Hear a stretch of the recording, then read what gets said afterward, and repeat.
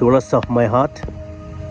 இன்றைக்கி இயற்கையாக வளைஞ்ச கொய்யா பழத்தை காமிக்கிறேன் பாருங்கள். பாருங்கள், பழமாகவே ஆயிட்டுது.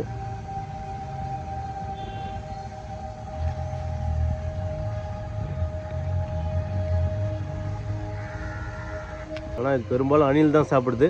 நான் சாப்பிட்றத விட. சப்ஸ்கிரைப் பண்ணவும், ஷேர் பண்ணவும், எல்லாருக்கும் சப்ஸ்கிரைப் பண்ணுங்கள், ஷேர் பண்ணுங்கள்.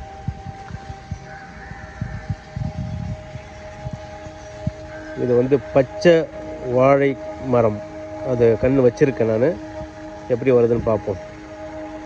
அடுத்த வருஷம் காமிக்கிறத பற்றி. ஷார்ட்ஸில் இந்த பரங்கிக்காயை பற்றி சொல்லியிருக்கேன்.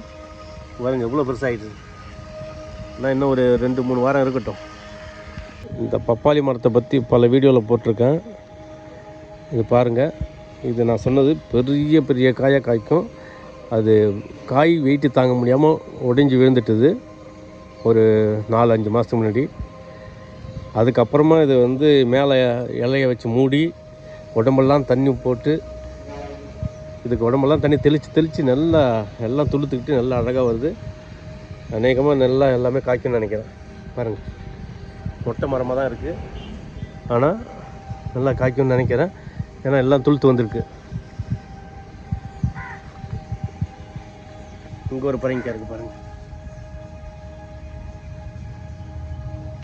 நான் உங்ககிட்ட காமிக்கிற பரங்கிக்காய் எல்லாமே சின்ன பிஞ்சியாக இருந்தது. 2 வாரத்துக்கு முன்னாடி பார்த்துருப்பீங்க, இந்த ஷார்ட்ஸில் போட்டிருப்பேன். இப்போ எல்லாம் பெருசாக இருக்குது, அதான் காமிக்கிறேன்.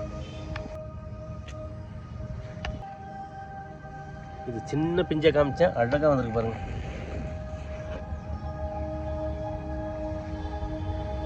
வாழ்க வளமுடன். சப்ஸ்கிரைப் பண்ணவும். நன்றி, வணக்கம்.